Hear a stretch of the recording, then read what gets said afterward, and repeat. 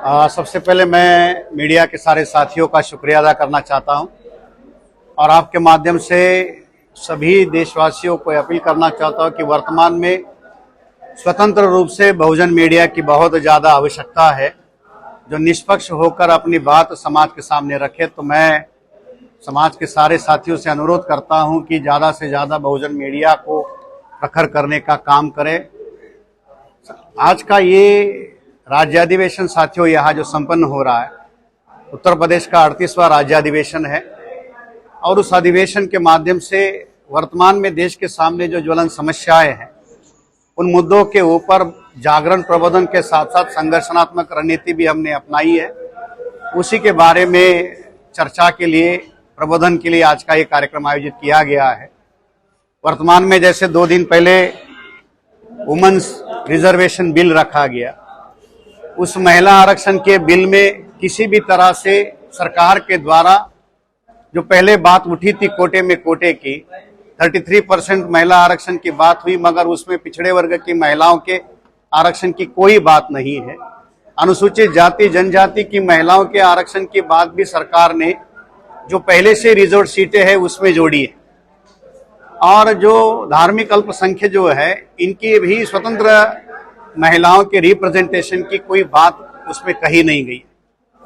तो ये जो बिल लाया गया है, इस बिल में बहुत बड़े पैमाने पर नए तरीके से ये जो वंचित समुदाय है या जो वास्तविकता में जो लोग प्रतिनिधित्व विहीन लोग हैं, उनके रिप्रेजेंटेशन की बात उसमें होनी चाहिए। सरकार में उसने ये कहा है कि 2028 के बाद जो जनगणना होगी उसके बाद इसके साथ किया जाएगा। तो सरकार जनगणना को भी बेवजह आगे करने का काम कर रही है। 2021 में ही जनगणना होनी चाहिए थी और उस समय भी ये बात बहुत खुलकर चली थी और अभी भी ये बात संसद में भी आई है कि जाति आधारित जनगणना हो। तो ये मुद्दा हमारे आंदोलन का बहुत बड़ा मुद्दा है। उसके साथ अभी पिछले 2-3 हफ्ते पहले 6 तारीख पर आरएसएस के समर्थन मतलब सरसंघ चालक के द्वारा आरक्षण के समर्थन वाला भी बयान आया। अब ये आरक्षण के समर्थन का बयान भी एक राजनीतिक या षड्यंत्र का हिस्सा है। पिछले बिहार के चुनाव में उन्होंने आरक्षण का विरोध किया था और आज वो आरक्षण के समर्थन की बात कर रहे हैं, मगर कौन से आरक्षण की समर्थन वो कर रहे वो उन्होंने बताया नहीं। 2014-15 में बिहार के चुनाव में विरोध किया था, उस समय अलग भूमिका थी, आज अलग भूमिका। जानना चाहेंगे जो है लोगों को जो वंचित करके दिया जा रहा है, तो इस पे मूलवासी के लोग क्यों नहीं जागरूक हो रहे हैं, क्यों कर दिया कि आवाज नहीं कर रहे? इसीलिए तो हम लोग पूरे देश भर में इसको लेकर चर्चाएं कर रहे हैं और अभी सदन में भी इसको लेकर बहुत बड़े पैमाने पर विपक्षी जो लोग हैं, खासतौर पर जिन्होंने जब ये बिल रखा गया था उस समय जो प्रखर विरोध किया था, आज हमें ये बड़ा आश्चर्य लगता है कि वही पिछड़े दल जो उस समय जो उन्होंने राजनीतिक आरक्षण के लिए हंगामा किया था, आज वो उन चीजों पर उस भूमिका को लेकर प्रखर होकर बात नहीं कर। जैसे शरद यादव जी के द्वारा हुआ था, लालू प्रसाद जी के द्वारा हुआ था और समाजवादी के नेता मुलायम सिंह जी के द्वारा बहुत उग्र विरोध उस समय किया गया था। आज भी उसी प्रकार के प्रखर विरोध की बात है और जब तक ये पिछड़े वर्ग की या इस देश की जो मूल निवासी हिस्सा जो है उनके आरक्षण की बात नहीं होती, तब तक इस बिल के लिए विरोध जारी रखना चाहिए।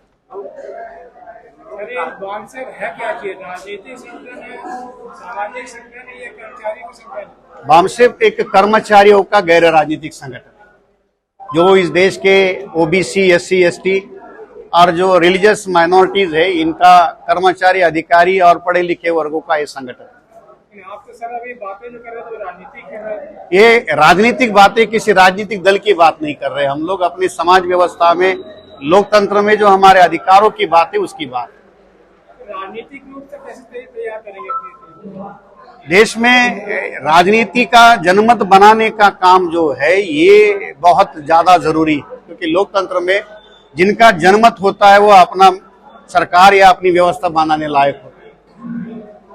काशीराम साहब ने कहा था कि सत्ता को कब्जा करना है, आप लोग राजनीति की बातें नहीं कर रहे। अभी आप ही सवाल पूछ रहे हैं, आप ही जवाब दे रहे हैं। तो हम तो अपने समाज के अंदर जो राजनीतिक मुद्दे पर जो जागरण नहीं है उस मुद्दे के आधार पर राजनीतिक जागृति अगर लोगों में पैदा हो गई तो उसके आधार पर लोग अपना विकल्प चुनने लायक होते।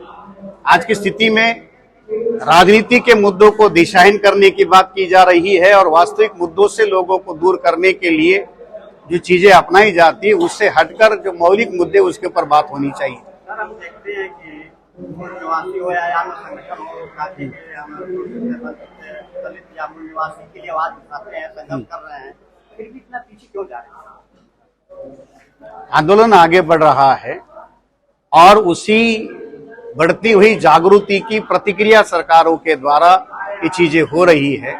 जिस तरीके से सरकारों के द्वारा शासन प्रशासन को चलाया जा रहा है उससे साबित होता है कि जो राज्यकर्ता वर्ग है बहुत ज्यादा डरा हुआ है।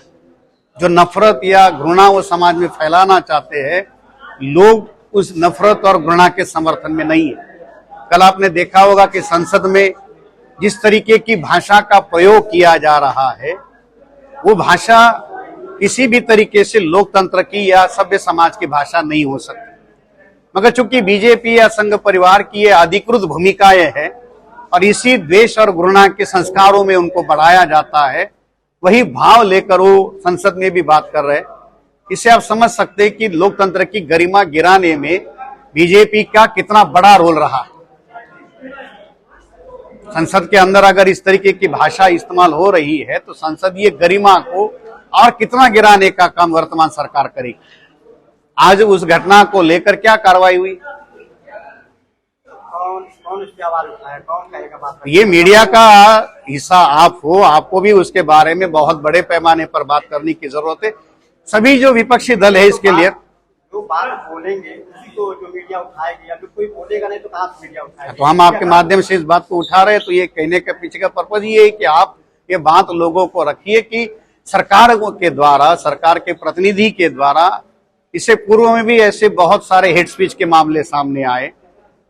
पैगंबर साहब की बेअदबी का मामला रहा।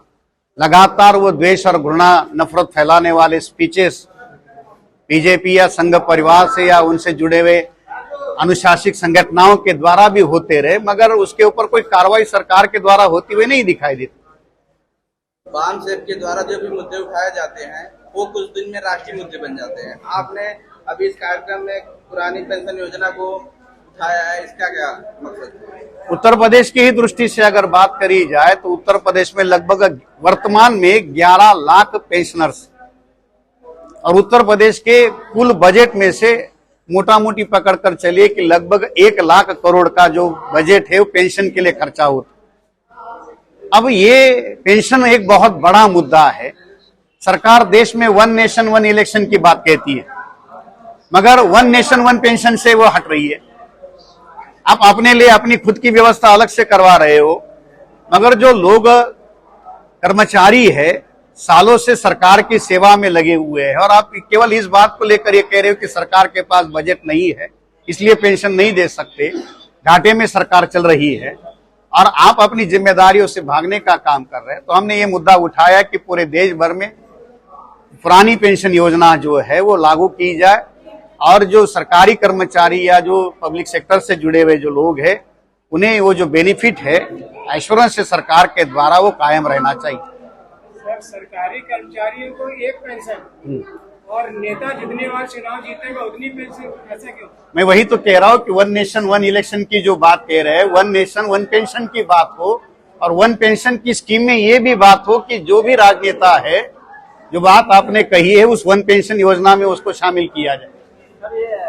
सर, सीनियर सिटीजन का रिजर्वेशन सर्विस टिकट में जो छूट थी 40%, वो तो छीन लेंगे, लेकिन नेताओं के लिए तो वही छूट है ना। तो जो नेता अपने लिए कानून बना रहे हैं वो ये साबित करते हैं कि वो केवल अपने हितों के लिए ही बात कर रहे हैं। जनता ने या जिन लोगों ने उनको अपना प्रतिनिधि के रूप में चुना है तो उनके विरोध में ही खड़े हैं। इसलिए ऐसी व्यवस्था को बदलने के लिए तो बहुत बड़े पैमाने पर जागरण की जरूरत है। एक सरकारी कर्मचारियों का संगठन है, लेकिन सरकारी विभाग ही जब नहीं रहेगा तो रिजर्वेशन की बात है। रिजर्वेशन और वर्तमान में जो मुद्दे हैं जो प्राइवेटाइजेशन से खत्म किए जा रहे हैं तो इसके विरोध में ही तो हम लोगों के अंदर ये जागरण का मुद्दा बना रहे हैं। नई शिक्षा नीति हो, या प्राइवेटाइजेशन की पॉलिसी हो, ये केवल रिजर्वेशन खत्म करने की बात नहीं है। ये सरकार अपना जो खुद से बनाई हुई जो संवैधानिक व्यवस्था है उसको खत्म करने के काम में लगी है। ये मामला केवल आरक्षण तक सीमित नहीं है, ये मामला राष्ट्र के साथ जुड़ा हुआ मामला है। राष्ट्र की संपत्ति को संगठन तो हर मुद्दे को आवाज उठाती है, लड़ती है, करती है, लेकिन शिक्षा और रोजगार की क्यों नहीं?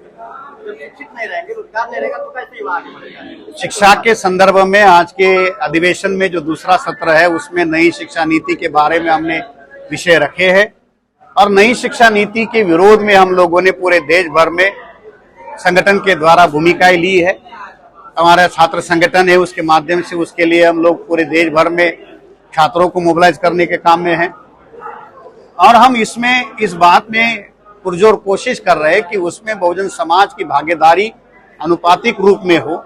उनके कल्याण की जो योजनाएं सरकार के द्वारा बंद की गई है, निजीकरण को खुलकर जो बढ़ावा दिया जा रहा है, उसके विरोध में देश भर में एक प्रोफेसर्स हो या अलग अलग लोग हो, उनके माध्यम से इसके लिए मिलकर संघर्ष की योजना बनाकर हम लोग काम कर रहे हैं। बामसेब कर्मचारियों का संगठन है और जो भी हमारे बहुजन समाज के कर्मचारी हैं, अगर वो बामसेब से जुड़ना चाहते हैं तो इसके लिए क्या प्रोसेस है? कर्मचारियों को बामसेब के साथ जुड़ने के लिए उसकी सदस्यता का मुद्दा है, उसके आधार पर वो कर सकते हैं।